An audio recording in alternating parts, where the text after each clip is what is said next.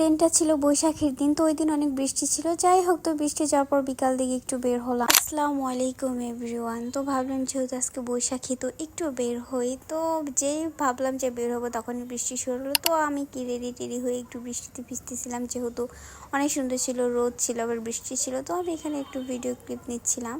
দেন হচ্ছে আমি যেহেতু বৃষ্টি কমছে, তো আমার ফ্রেন্ডকে কল দিলাম। দেন ও চলে আসলো। দেন হচ্ছে আমরা যাচ্ছিলাম। আমরা কোথায় যাব, আমাদের কোনো প্ল্যান ছিল না। তো আমরা চলে আসলাম শিল্পকলা একাডেমির এদিকে।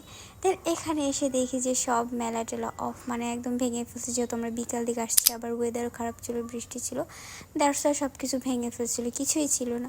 তো আমরা কি একটা ফুচকা অর্ডার দিই। দেন আমরা এখানে ফুচকার জন্য ওয়েট করতেছিলাম। তো আমরা ফুচকা টুচকা খেয়ে ভাবলাম একটু লঞ্চ ঘাটের দিকে যাই। এখানে ভালো লাগতেছিল না, এখানে কিছুই ছিল না। দেন একটা ঝালমুড়ি খেতে খেতে দুইজনে চলে গেলাম লঞ্চ ঘাটের দিকে। তো এখানে গিয়ে দুইজনের জন্য দুইটা চা নিলাম।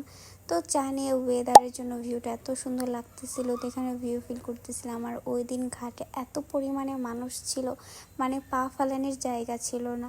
তো আমরা কি করব, তো এখানে একটু বসে দেন হচ্ছে অবসর ক্যাফে। দেন এইখানে এসে ট্রাস্ট মি আমাদের এত ভালো লাগতেছিল, কজ এত বাতাস ছিল, আবার ভিউটা অনেক সুন্দর ছিল, খোলামেলা একটা রেস্টুরেন্ট ছিল।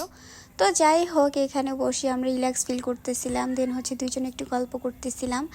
দেন আমরা হচ্ছে দুইটা ফুচকা অর্ডার করি। তো আমাদের ফুচকা চলে আসে। তো দই ফুচকার প্রাইস ছিল 80 টাকা, নর্মালটা ছিল 50 টাকা। যাই হোক, ফুচকাটার টেস্ট অনেক ভালো ছিল। তো আজকের ভিডিওটি এই পর্যন্ত। সবাই ভালো থাকবেন। আল্লাহ হাফেজ।